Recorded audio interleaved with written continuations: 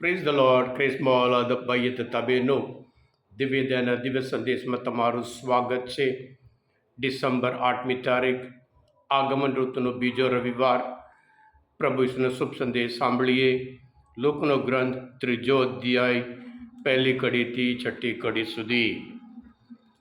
બાદશાહ તિબેરિયસના અમલના 15મે વર્ષે, જ્યારે પોન્ટિયસ પિલાત યહૂદિયાના સુબહ હતો, હેરોદ ગાલિલના રાજા હતો, તેનો ભાઈ ફિલિપ એટુરિયા અને તે ત્રૈકોનિયાના રાજા હતો, અને લુસાનિયાસ અબિલાનનો રાજા હતો, અને આનાસ અને કૈફા વડા પુરોહિત પદે હતા.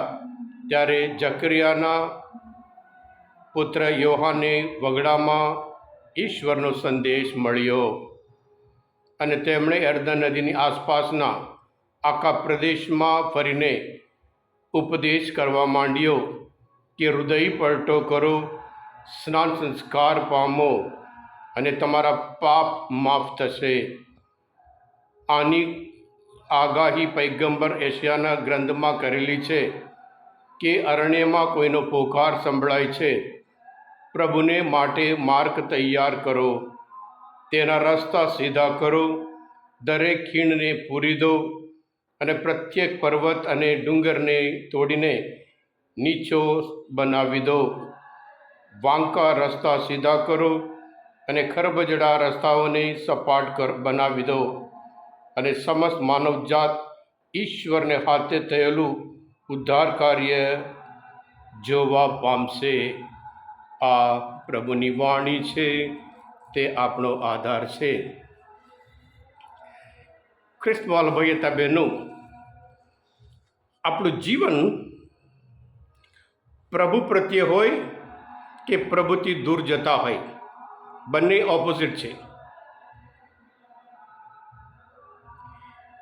પ્રભુ પ્રત્યે વાળવા માટે આ આગમન ઋતુ આપણને આમંત્રણ આપે છે.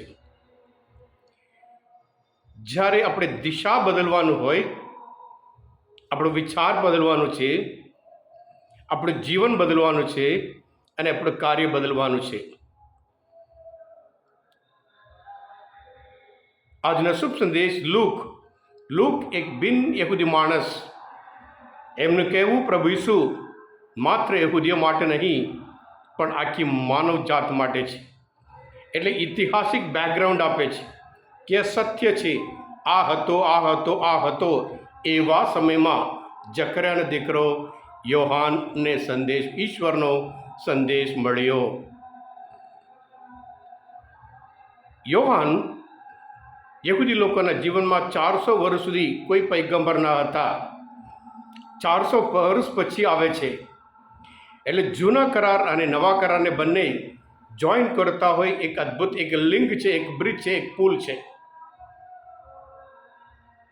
400 વર્ષ સુધી એ લોકો દુઃખી હતા, યહૂદી લોકો, અને 400 વર્ષ પછી સ્નાનસ્કાર યોહાન આવે છે.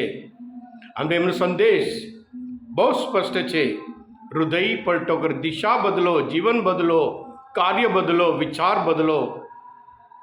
હૃદય પલટો માત્ર જે પાપ કર્યા હોય, જે ભૂલો કર્યા માટે કે આપણે યાદ કરીને દિલગીર થઈએ નહીં, પણ સંપૂર્ણ આપણે દિશા બદલી. બિલકુલ અત્યારથી આપણા પાપના લીધે પાપ આપણે ઈશ્વર પાસે દૂર લઈ જાય છે. હવે જ્યારે દિશા બદલીએ, પ્રભુ તરફ આપણે વાળવાનું છે, જવાનું છે. હા ક્રિસ્મસ ભાઈ હતા બહેનો, અને કેવી રીતે કરવાનું એ પણ કહે છે કે માર્ગ તૈયાર કરો.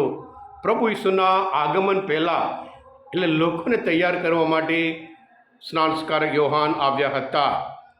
અને એ યશાના ગ્રંથમાંથી જ લખેલું છે કે માર્ગ તૈયાર કરો, તેના રસ્તા સીધા કરો, દરેક ખીણને અને પછી પૂરી દો, પર્વતને બધું સમાવી દો, સરખું કરી દો, રસ્તાને સીધા કરો, ખરબજડા રસ્તાઓ બધું સપાટ બનાવી દો. એટલે આપણે જીવન રીતમાં ચેન્જ લાવવાનું છે, પરિવર્તન લાવવાનું છે, હૃદય પલટો કરવાનું છે. હૃદય પલટો હંમેશા આપણને આનંદ આપે છે. ઉડાવ દીકરો પિતા પાસે દૂર ગયો, દુઃખી થયો, ભૂંડ કરતાં પણ ખરાબ હાલત એ શેતાનનું કાર્ય છે. પાપ આપણને દુઃખી બનાવે છે. પણ જ્યારે ઊભો થાય, ભાનમાં આવે, હૃદય પલટો, આ ઋતુમાં આપણે ખાસ કરીને આપણો જે પાપ છે એ સ્વીકાર કરવાનું છે.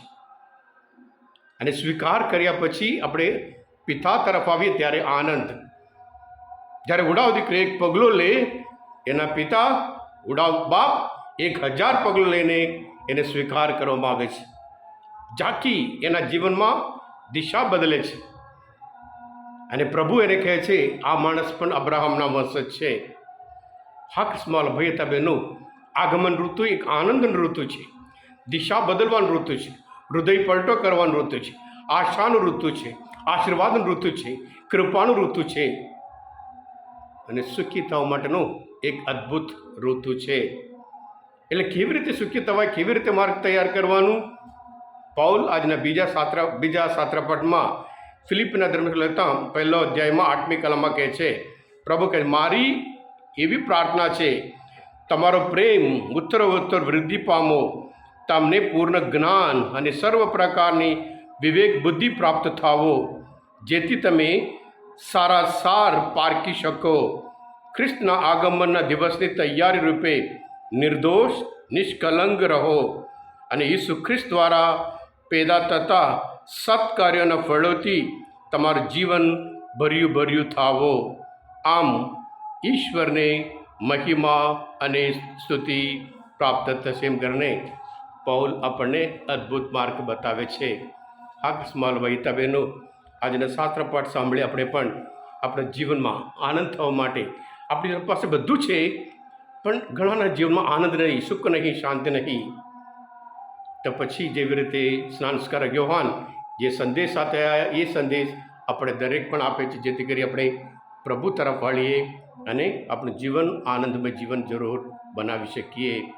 હક સ્મોલ ભય તબેનું આજના મનન ચિંતન શાસ્ત્રપાઠ સમજવા માટે, પ્રભુને ઓળખવા માટે મદદરૂપ થયા હોય, તમે પોતે દિવ્ય સંદેશ સબસ્ક્રાઈબ કરજો અને બીજા માટે પણ ફોરવર્ડ કરજો, કારણ તમે બધા આશીર્વાદિત છો, અભિષેક્ત છો. પ્રભુ ઈસુ, હું તમારામાં વિશ્વાસ રાખું છું. પ્રભુ તમારા અંતરમાં વસો. સર્વશક્તિમાન પરમેશ્વર પિતા અને પુત્ર અને પવિત્ર આત્માનો આશીર્વાદ તમારા સૌ પર ઉતરો. આમેન. બોલો દિવ્ય દયાનો જય.